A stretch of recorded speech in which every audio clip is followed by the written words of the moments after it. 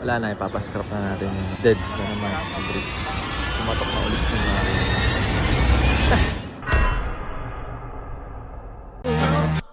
No.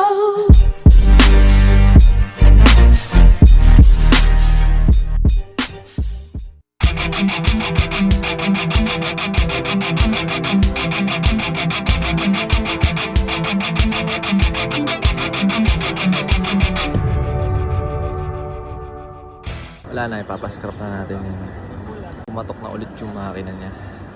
No? May 2 deads na naman si bricks. Ganda niya tignan pero dami problema guys. Patunogin natin.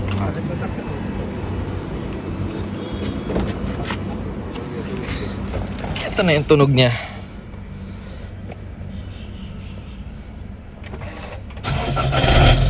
You know, pumatok na naman yung makina.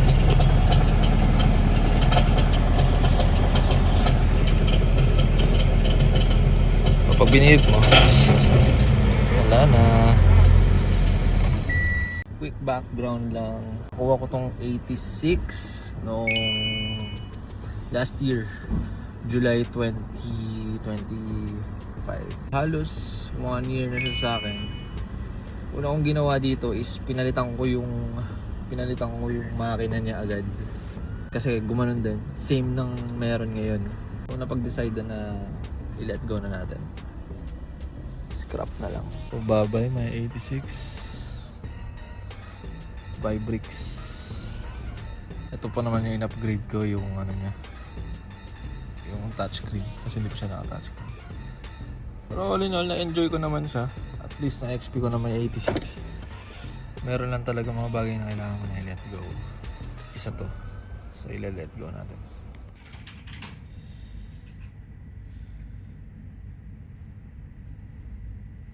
Ito.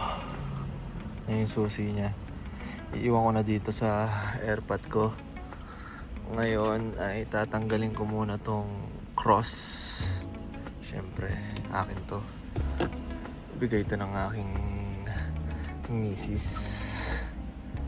So, teka lang. Tanggalin ko muna.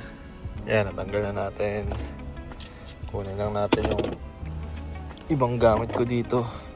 Yan, ganyan. Phone holder. Tago na natin yung mga yan. Ito. Hindi ko na siguro kailangan. Pero sayang, iuwi na rin natin. Pamuras ko na salamin. So, paalam na bricks. Thank you sa almost 1 year na pagsasama. Lagi nga natin tatandaan, if one door closes, tama naman, if one door closes, another one will open. So, kahit i-let go natin to, hindi naman masakit. Kasi na-enjoy ko naman eh. Halos 1 year. At least na-try ko. Pangarap ko lang noon to, itong 86 na to. So, ginawa ko reality. Inatrack ko lang na magkakaroon ako ng 86 someday. And nagawa ko siya within 2 years dito sa UAE. Ngayon, na-XP ko na. Okay naman na ako. I realized na bakit pa ako magpapaka-stress? Magpalit na naman ng engine. Pwede ko naman i-let go na. Today is May 2. Iwan ko na tong si Bricks. Hindi ko alam kung ano pang gagawin natin dito. So mamaya ako na-continue yung ano, yung vlog. Init dito. Tapos na kami.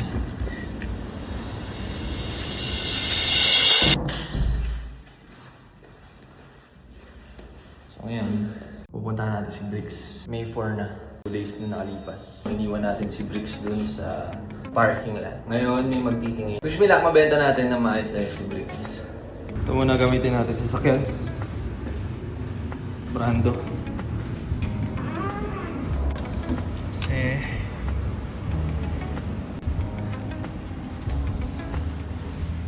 yeah. Start muna tayo sa sakyan.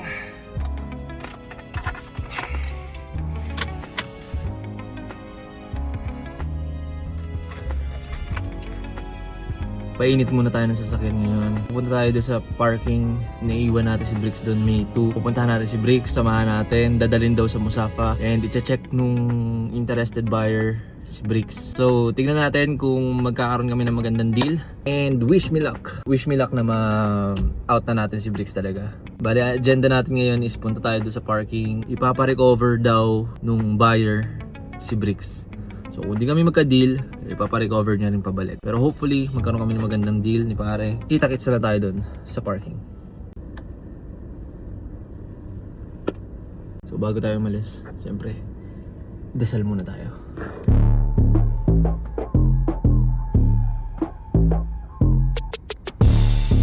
So nandito na tayo sa area, sa location. At makikita nyo naman, makikita na naman natin siya. Ayan na si Bricks. Parang ang lungkot ni Bricks, no? So hello Bricks. So ayan na si Bricks. Tamang paaraw lang siya dyan. Antayin lang natin yung recovery. So nandito na tayo kay Bricks. Sasakay natin dun. Saan na? Sakay natin doon sa recovery. So ito na siya. Sakay natin doon sa recovery. Kita natin. So yan, nakasakay na. Nasakay natin sa recovery. Sinama pa ako ni brother dito. Successfully. Naisakay na natin dito sa recovery. Sinakay niya pa talaga ako. Kaya tayo muna tayo. Hindi ko napatay yung makina.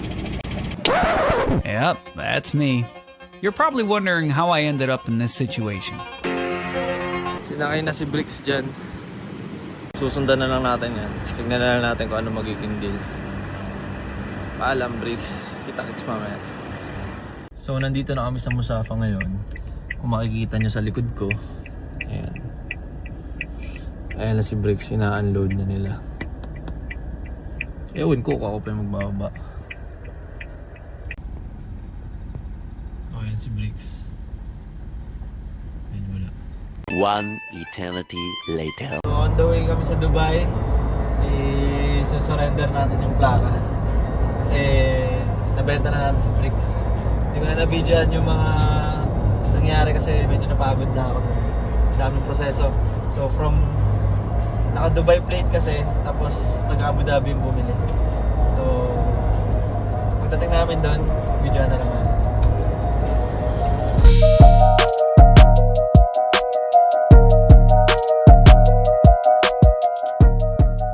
Ano yung plate? Sa uli na natin dito. Nasa Dubai na tayo. Babalik na natin tong plate para tapos na. Cancel na talaga yung registration.